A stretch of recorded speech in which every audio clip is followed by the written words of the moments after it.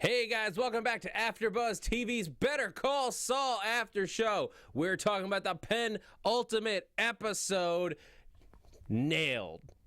You're tuning into the destination for TV superfan discussion, AfterBuzz TV.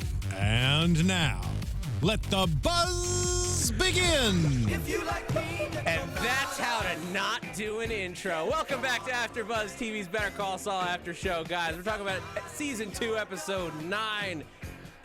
Very excited to talk about this episode. So much went down. We have conspiracy theories to throw out. We have a potential death on our hands. There's so much to get into.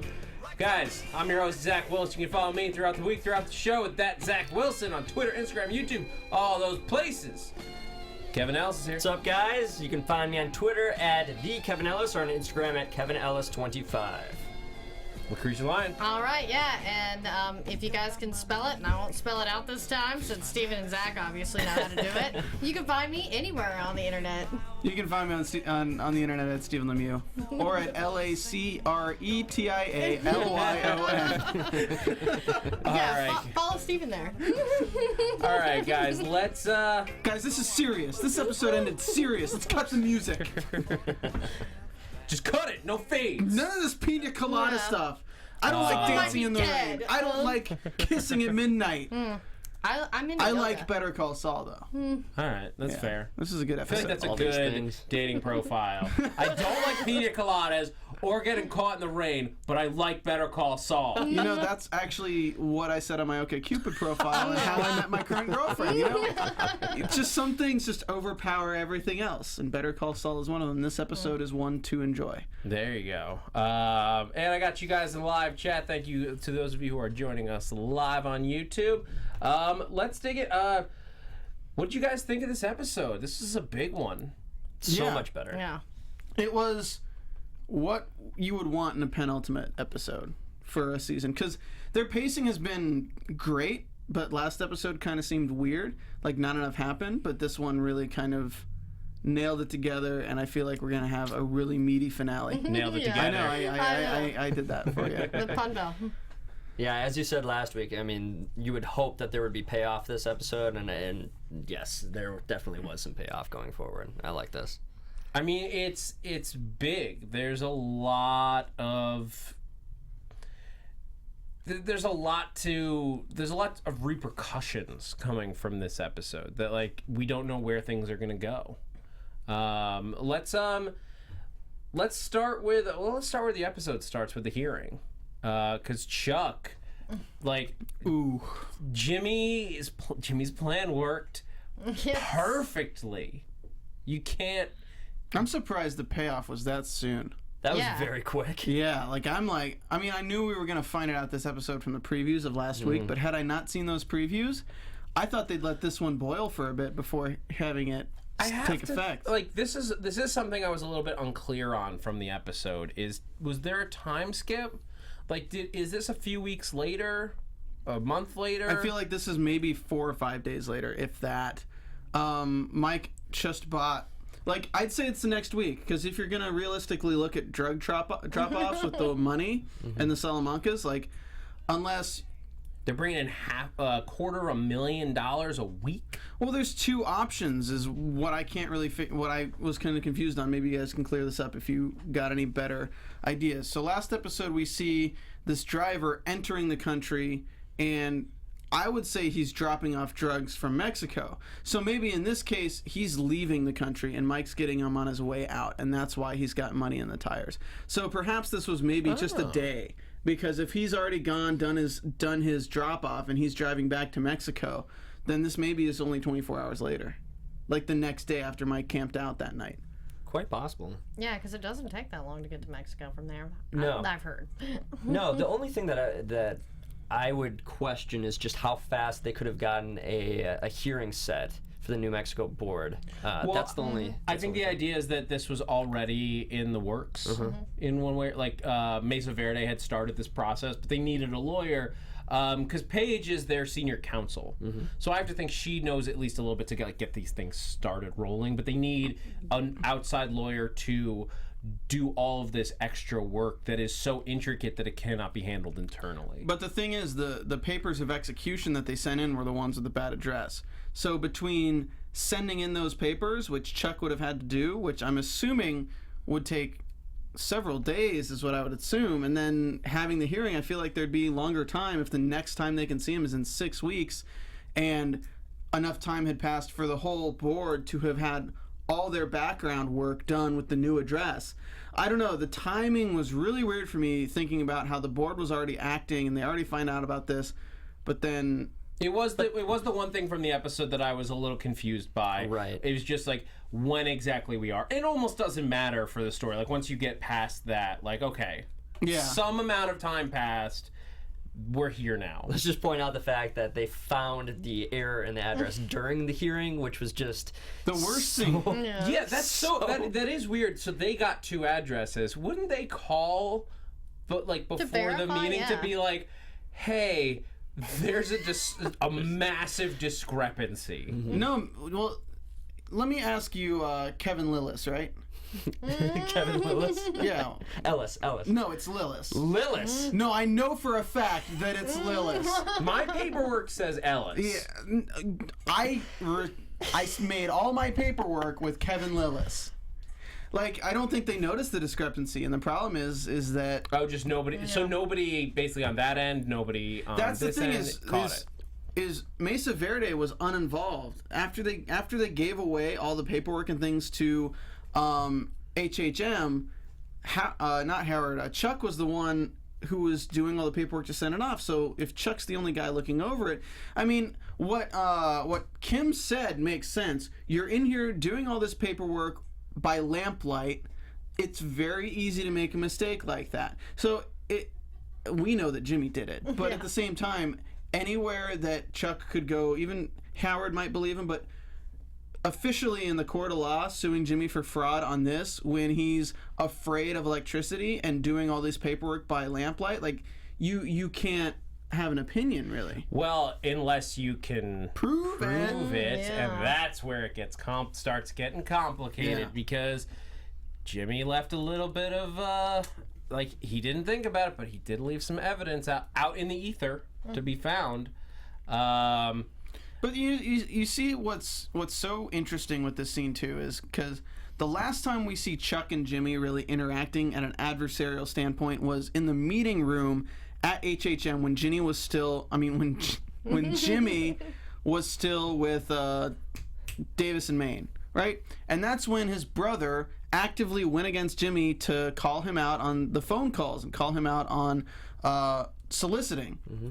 And, you know, you're thinking like, okay, Chuck's such a dick right here. And you know what? Maybe he was being a dick right there, but it's between HHM and Davis and Maine. It's not going to ruin anyone's reputation for Chuck to call out Jimmy on something that's actually, you know, understandable. You should be checking on. Exactly. Yeah. This is different. Yeah. This is like sabotaging your brother's career because he's an open hearing. He's just returning to being in the open after being gone for a while.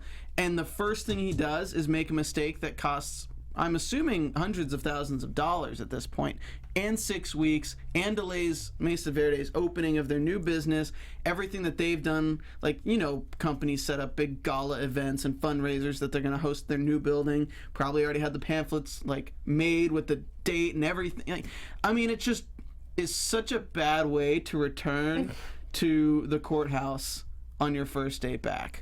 It was heartbreaking. I felt so bad for Chuck in that the same things that you pointed out. He just is somebody who prides himself on his own perfection, and when that is tainted, he feels like he has nothing to give to the world. And see, that's exactly why Jimmy went after it, because a clerical error could have been understood, like, you know, had he not like flipped out. I mean, because even then, like, they probably would have been a little bit more like, yeah, okay, we see this is here, but because he flipped out and was like, no, you're wrong. But Jimmy knew he would do that, and that's why he put I don't think Jimmy thought he'd get caught. Yeah, I don't think that. Well, I don't think it has. I don't think it was about him flipping out, because that's almost irrelevant at that point. Like, he's a lawyer that made a mistake. Like, he should be fighting, and he is. What Jimmy's counting on is that Chuck sold HHM, sold himself to Like, they were going to go with Kim. They were ready to go with Kim. But no, they picked HHM over her because HHM said that they would catch every mistake, that they had the manpower to make sure there were no problems, that nothing would go wrong because they were HHM. And the first thing that they do with the account is make a dumb, tiny little error that cost them 6 weeks of work and a ton of money, because like they have to delay construction. They're gonna have to keep the bank's not gonna open. That's 6 weeks that the bank's not open. That's a lot that you lose. There was a question in the chat roll. Can't the board fix the discrepancy?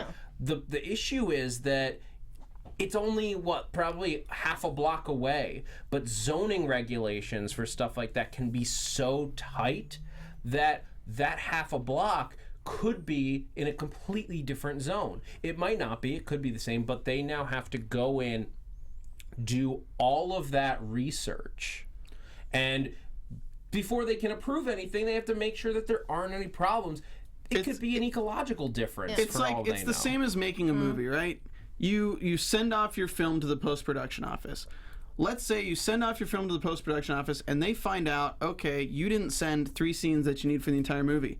That's going to set you back months because they have a workflow that has your project, somebody else's project, somebody else's project. It's all backed up. It's a bureaucratic system where it's this needs to wait on this so I can get this done. When they go out and they set up this meeting, it means this person's approved this person's approved this, all these people have done their work, approved everything, till you have everything together so you get the final approval and can move forward.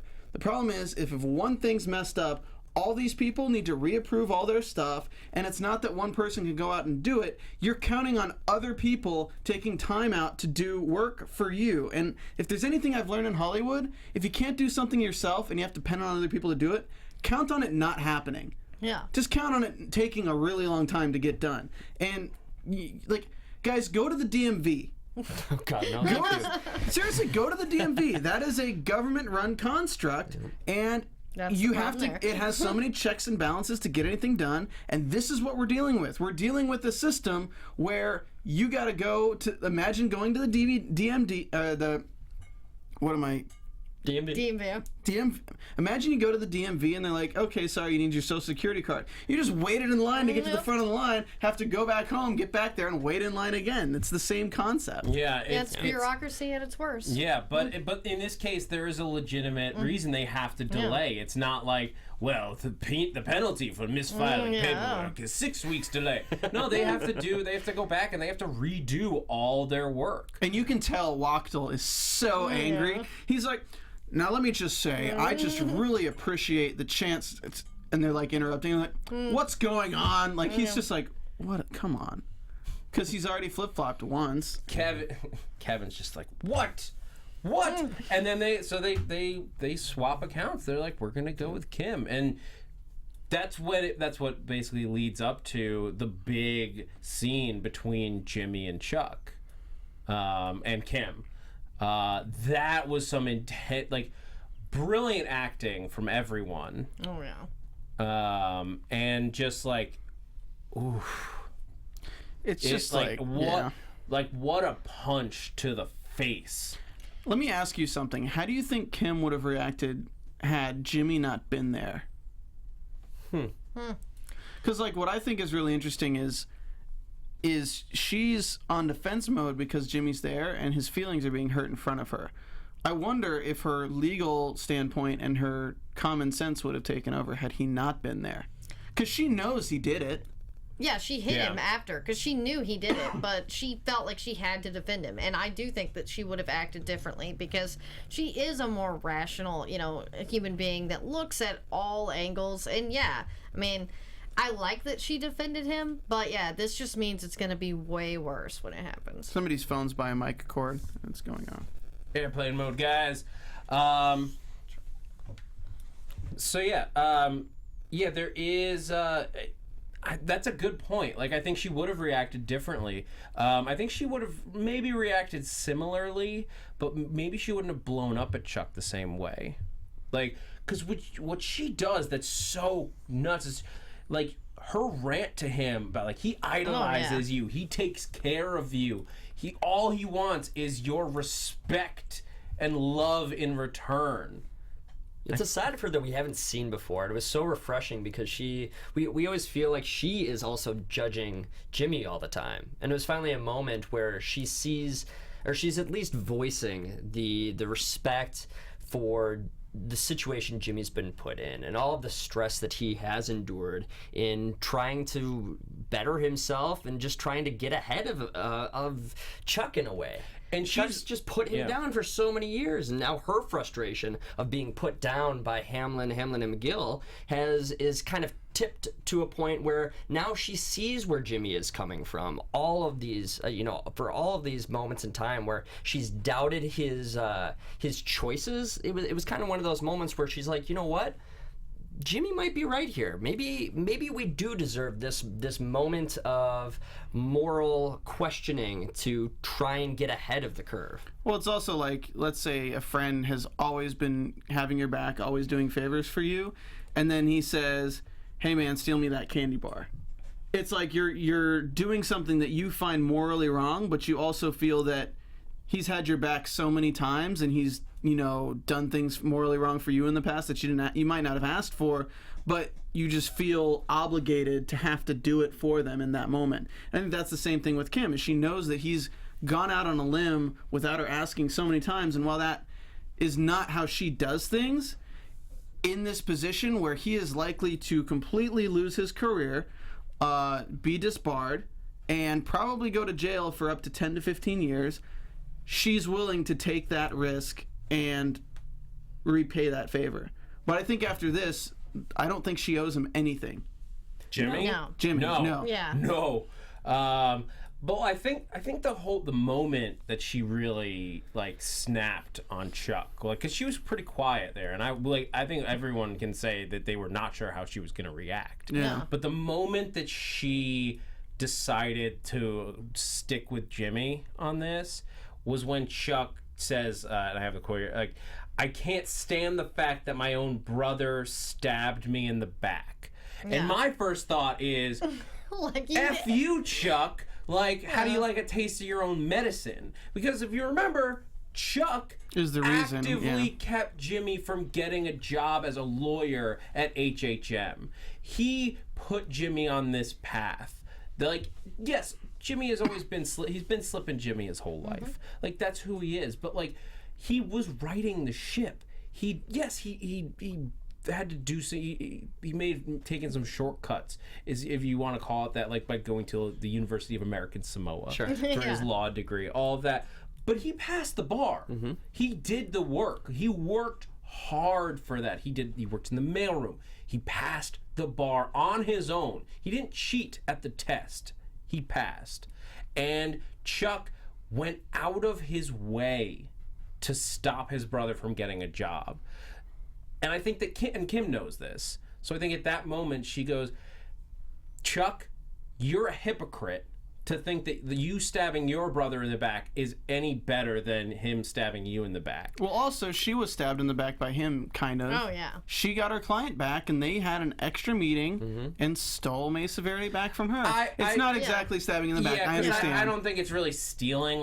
They have as a business, they have an obligation to their own company and their own. I don't know if HHM has shareholders or whatever, but they have an obligation to try to hold on to their clients and their business. So that was an all's fair type situation. Kim should fight for them, HHM should fight for them, and whoever wins wins. This was going beyond the pale, to go to break the law, and mess with Chuck's documents. That's a whole other thing.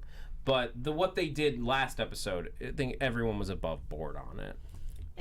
That's true. Yeah. Well, if you guys want to stay above the board in sports and otherwise, you guys should check out DraftKings.com, which is one of our sponsors here at AfterBuzz TV. And you know what? Having sponsors here is great for us. Keeps the lights on. It's great for you because you get to do free stuff because they want to give you free stuff to get you to try it because it's actually pretty cool. if you like golf, or if you don't like watching golf but want to start watching golf, this is a really cool way. It actually got me into watching a little bit more, because I've always been like a hockey guy, and I've always been a basketball and like a football guy, and I never really got into golf. But now that there's DraftKings for golf, you can have a vested interest in the outcomes of these games. So the first golf major of the year starts this week, and you can play 1 week fantasy golf for free at DraftKings.com if you use the promo code BUZZ. That's BUZZ. All you have to do is go to DraftKings.com and use the promo code. And as long as you outscore the competition, you can win real life dollars. You know, everybody likes money. And with every monster drive and every made putt, bringing you closer to a larger prize.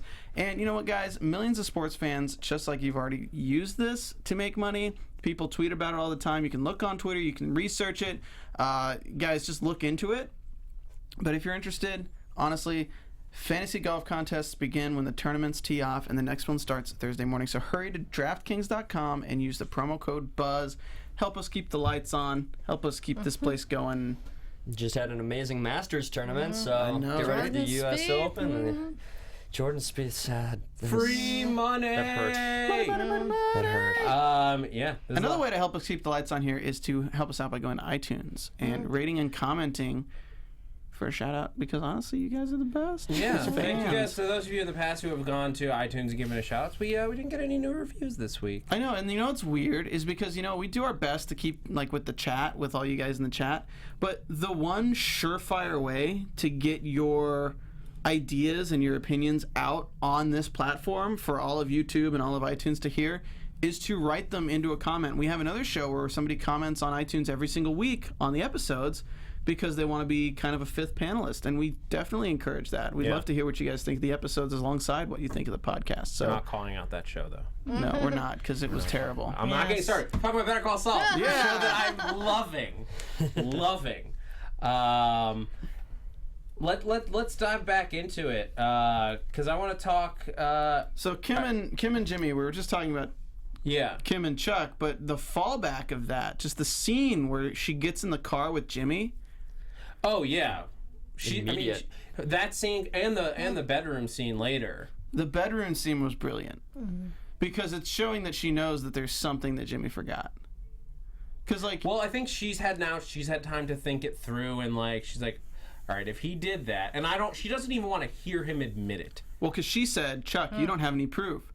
So the more you think about it, she's like, he's gonna try to get proof. Yeah. Jimmy, you better cover your tracks on this one. And like, because she also like, there is a certain amount of she needs him to stay in business, or she needs him to not like go belly up, like getting put in jail or arrested or whatever, disbarred even, because she's relying on him to be the other half of her solo venture. They're not in business together, but she's not gonna be able to pay that rent on her own. Feels a little weird because they're kind of crossing the lines a little bit. Oh yeah. Where I'm like, oh, you know, if you mess up and I got your back, and if I mess up, you got my back. I'm like, you guys are acting like you're part of the same firm a little bit. Well, that's the thing. It's a very unique situation, but it does make sense in a way.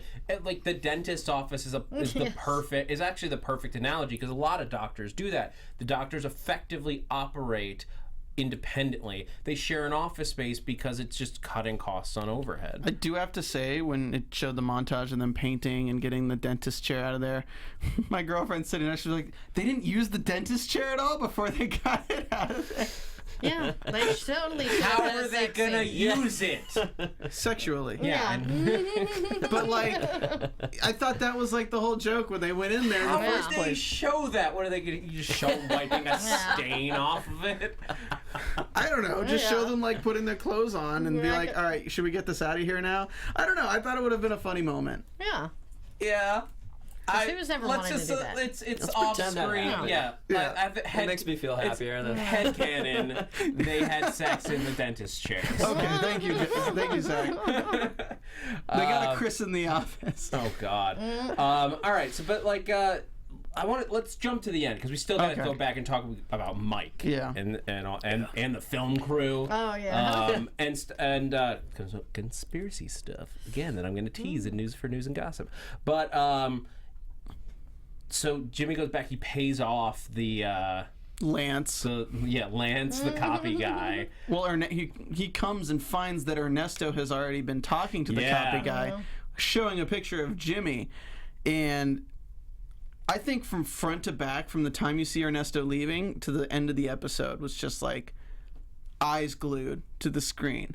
Like, I am just so in. This was intense. Because it moves in that perfectly methodical pace that, like, you're just like, it's not going super fast. It's not engaging that same way. It was interesting when I was watching this episode last night, because I was about 40 minutes in when I went to, like, at the 40-minute mark, and I went to fast forward through commercials, and I thought I was 20 minutes in. It was moving so fast, and I had no idea.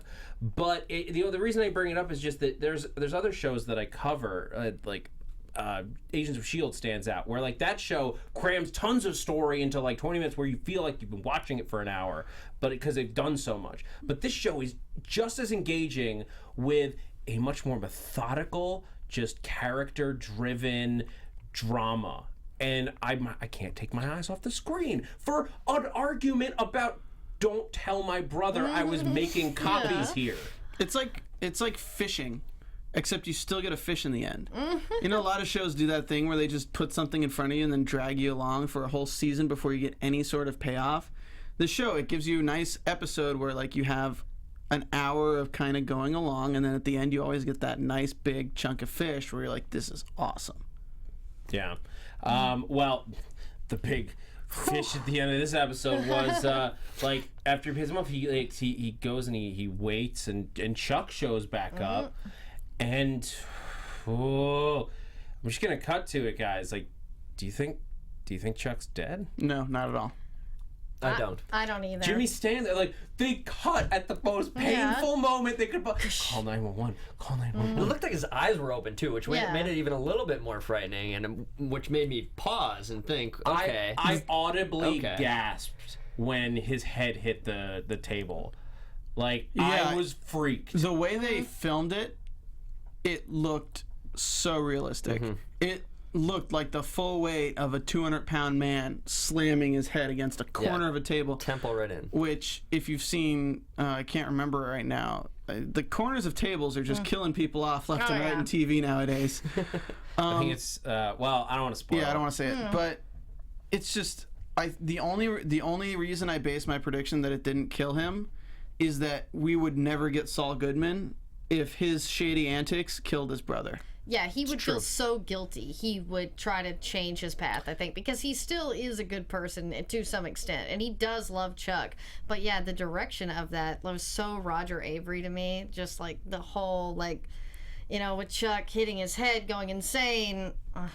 That's a good point. If he died from this, it's directly Jimmy's fault. There's no ifs and or buts about it. And I don't think even in Jimmy's mind, he could make an excuse that says that his brother dying is not his fault if he dies from this.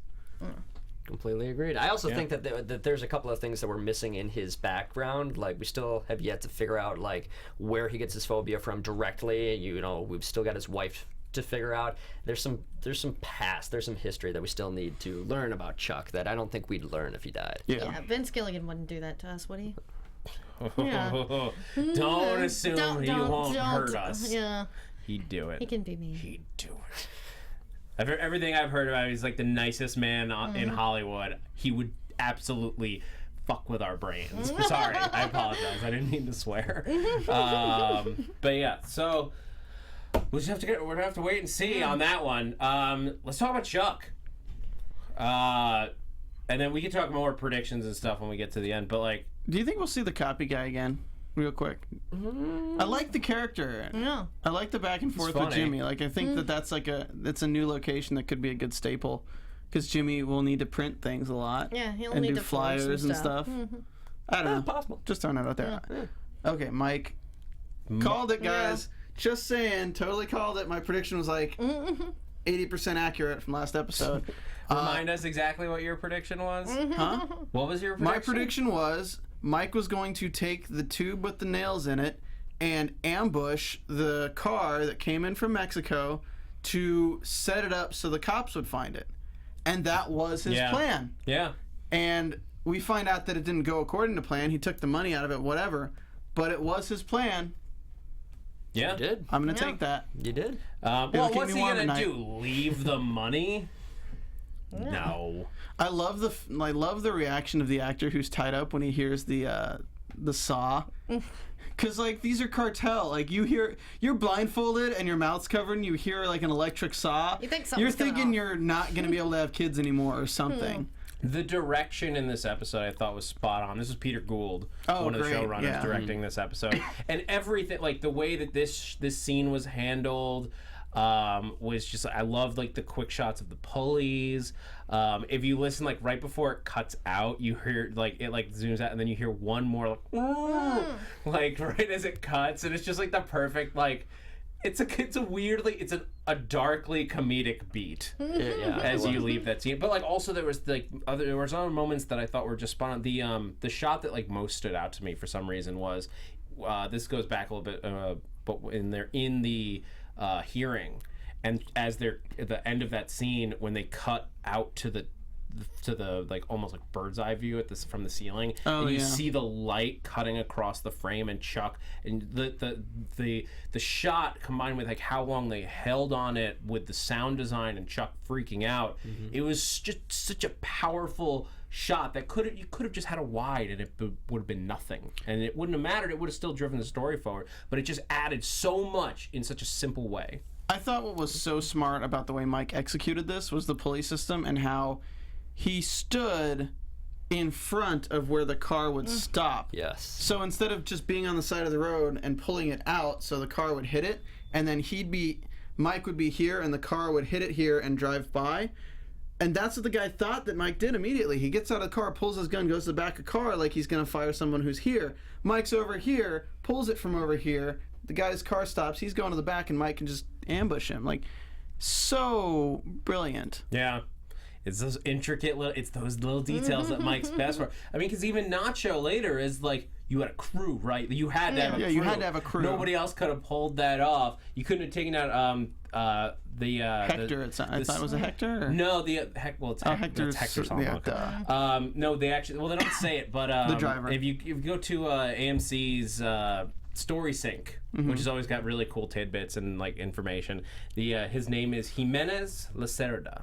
Oh, I loved how he was singing too. He's like just mouthing all the words to the song. He's got the little bobblehead of Sobracita guy. The seat cover of beads. I gotta wonder though, like, they're playing this song over and over on every take. I wonder if he knows the song beforehand and that was planned, or he's just done the take so many times that he's just singing along with it. Yeah. I don't know. I love the little details they throw in like that just...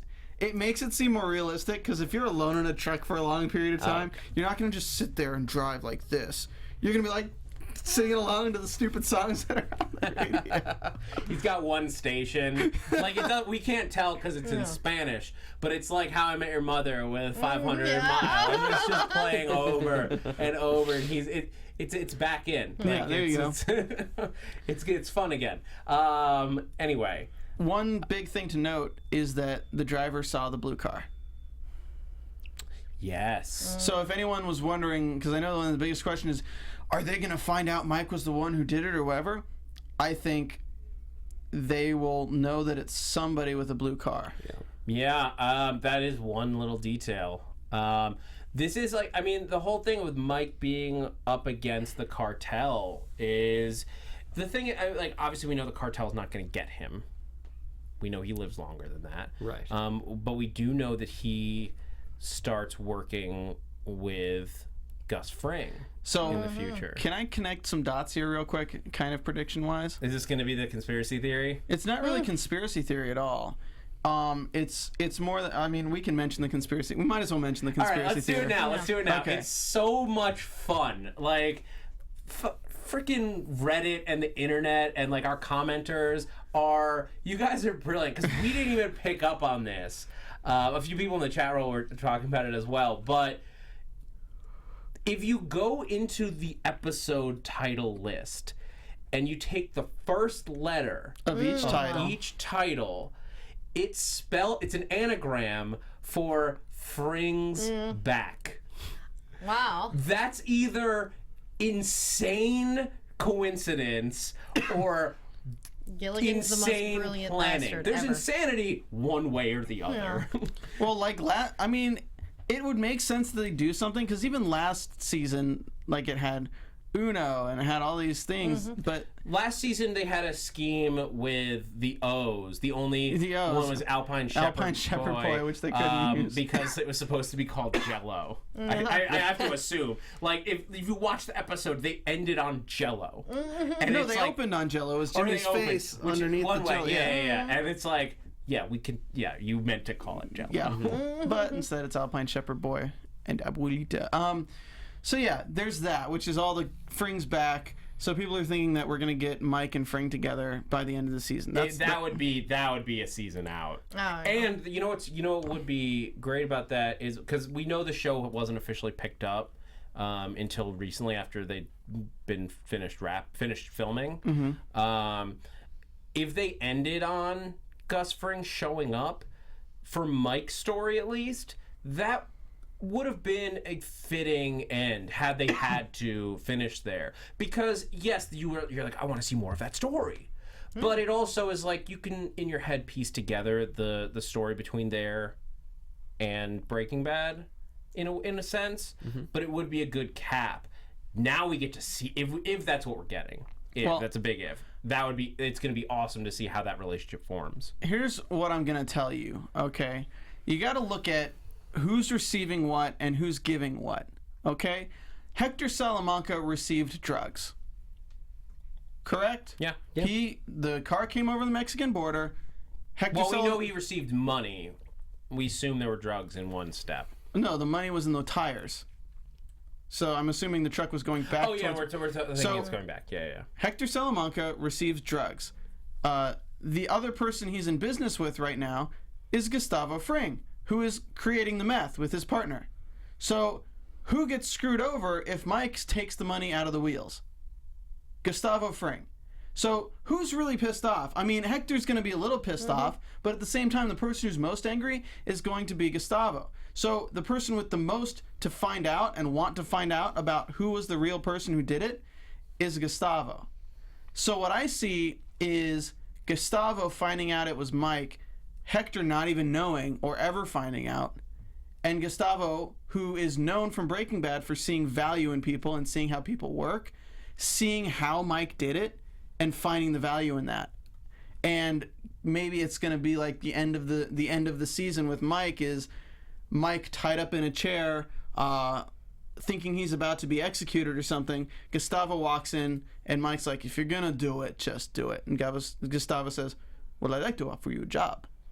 Like, I think that's like that would be a good intro, because if anyone, like, because right now you're going from the enemy of the cartel to Mike working for them. And a little inside information for Breaking Bad, I'm not sure this is really a spoiler. Gustavo does not have the best relationship with Hector Salamanca. Right. Yeah. Mike does not have the best relationship with Hector Exactly. Salamanca. And Mike is a very useful pawn to play, and it's only going to piss off Hector Salamanca if he can't do anything against Mike because Mike is working for Gustavo. So I think it would be a perfect play. Yeah, especially considering that's basically how all the relationships on Better Call Saul and Breaking Bad work. By pissing someone off and then them seeing the value in you pissing them off. They're like, wait a minute, we can use this. Right, that was my Yeah. theory earlier in the season, at least, how they would unite. But the only thing that I question is whether or not Hector would actually be doing business with Gus. Like, would that play out? Because you have to know who you are actually selling for, or buying from, or selling to. You have to know that relationship, and I think that somebody on Hector's level would be aware of that person. No, I think he is. I mean, they have history, obviously. From Breaking Bad, they have history, and Hector hates Gustavo for some reason. We don't know yet. That wasn't ever... I mean, we know to a point, but it wasn't established. No, I mean, why Hector hates Gustavo is because he Brother. was... He helped kill his brother. well, we don't... but are you talking about before they met? What we don't know, because we know that Gustavo was caught, like, Hector thinks he was selling drugs on Yes. Breaking Bad. And then Hector kills Can we throw up a spoiler wall for Breaking Bad real quick? Just because we're getting a little. We're gonna get into it. What we Spoiler alert. Yeah. Spoiler alert. And like so Hector kills Gustavo's partner. What we don't know about Gus is his backstory. There's a huge mention that of Hector, but Hector knows who Gus is. He said he's not going to kill Gus because of he knows who he is, and Gus's identity is a mystery to the DEA coming to Mexico. Which is why I think Gus and Hector have a business relationship currently. They may not have met each other, but they definitely have. I believe they have a business relationship. I can't say definitely, but I'm assuming they have a business relationship. But I can just so clearly, vividly see Gustavo saying, "Take the $250,000 as a down payment on your first year's salary." He stole $250,000 from him. He's going to get his money's worth out of Mike. Maybe. That'll be interesting to see. I do want to talk about the scene where Mike was sitting and watching Salamanca with the binoculars. That's like him, like basically gloating. It's gloating to nobody but himself. But he buys around for the bar. Happy Mike is the most uncomfortable thing ever. I'm just putting it out It's just so weird to see Jonathan Banks smile. Like, it's so unnatural. What? It is. It was a little out of character to actually buy a round for the entire bar to kind of put himself out there, knowing he just made all this money. It's just kind of a. Well, he it was a little surprising. He can't give it to his family because it'd be too obvious that randomly this guy has $250,000. Yeah, he needs to put it away and let it sit, and then slowly feed it into her college account or whatever, so that it's not spent for another 10 years when they're not even looking for it anymore. I know, and a round for the bar is not as expensive as you think it is. Yeah. True, especially it's like a couple $100, and there was 15 people in there. Yeah, So, and that bar is a hole in the wall. Actually, I think that bar may have been from Breaking Bad. There's a shooting location. I think that Walt and Mike met there at one point. Oh yeah, back when they got in the fight. Yeah. When Mike punches Walt in the face for Walt saying, "Just get me in a room with him. Just get me in a room with him." Mike punches him in the face and walks away. like that impersonation. Yeah. Another Breaking Bad reference was Fran. We spent more time with Fran, who was we saw her working in the diner when Lydia goes there and stuff like that. And then Mike, when he finds out about the Good Samaritan with Nacho. Oh my God. Yeah. Oh wait, I almost forgot. Before we talk about that, real quick little tiny detail. Do you guys notice that when we were looking at Hector in the restaurant, he took a pill? Yeah. While he was ranting and Didn't raving, he opened that, up a pill bottle and took it and then took a sip of water. I didn't see that. It's really small because it's we're zoomed in with binoculars. It's really quick, but he takes a pill, so he's starting to get sick. Yeah, I did catch that. Yeah, just cool little detail, nod towards where his future. Real question, real quick though, is he in the wheelchair from sickness or is he in a wheelchair from Gus's poisoning? Yeah, I kind of always thought that Gus may have been the one that put him in the wheelchair and may have caused it. But then this spill made me feel like it was something else. Gus poisoned everyone at the pool, and I thought he saved Hector's life at the last moment, which left him paralyzed. I thought that was why he was in the wheelchair. I may be wrong. I need to refresh it. I don't remember that. I thought he had a stroke or something. Yeah, that's what I always thought. But maybe Gus was I thought he involved. was sick. Yeah. Don't hold me to that 100%, but I always kind of thought that either he way, was... Either way, we were running low on time, so I want to real quick just talk about the scene with Nacho, because Mike, when he finds out about a Good Samaritan, that Good Samaritan that caused him, this is where plans go wrong. Yep. This is where the no half measures thing comes from for Mike. Really, is this is what happens. You if you don't he didn't kill the bad guy because he didn't kill this guy who works for the cartel as a drug runner, somebody who was good enough to pull over and stop to help someone is now dead and buried in the desert. there's always an external factor that comes on in to kind of ruin Mike's perfectly executed plan. Like we had it with when he was dealing with the whole setup for God, what's his name? Kettleman's? No. Abuelita, what's his name? Tuco, thank you. When he's setting up Tuco, you know, he has Hector come along. This time around, he has this Good Samaritan come along, and now he has this immense guilt. Now, as you might have predicted correctly, he's going to have, you know, if he does take care of the Salamancas, in his, as we saw previewed, he's got a sniper rifle. We'll see what happens, but, you know, we could have Gus Fring come along and just kind of ruin this Should we do executed a plan. quick predictions? Sure. As we're talking about this. AfterBuzz I do want to TV say predictions. this is also going to why he doesn't really look at revenge as an option too much. As you know, the character, he does what makes sense. He doesn't do things emotionally, because right now he was square with Hector. He claimed the gun wasn't his, claimed it wasn't Tuco's. So like from a legal standpoint, he was squared away with Hector Salamanca. So the fact that he's going after him now it's purely emotional. He tells Nacho that. Nacho's like, "Why are you going after him?" And he's like, "It wasn't satisfactory for me." It's like, this is personal, and it's putting him in a bad spot, and it got somebody killed already. Yeah. I mean, there's so much for him to be devastated over at this point. Like, we're getting why Mike is who he is. Like, when we know him, when we know him later, there's a great quote from him on Breaking Bad. "I've done this long enough to know that there are two kinds of heists. Those where the guys get away with it, and those who leave witnesses." Now we know where that came from.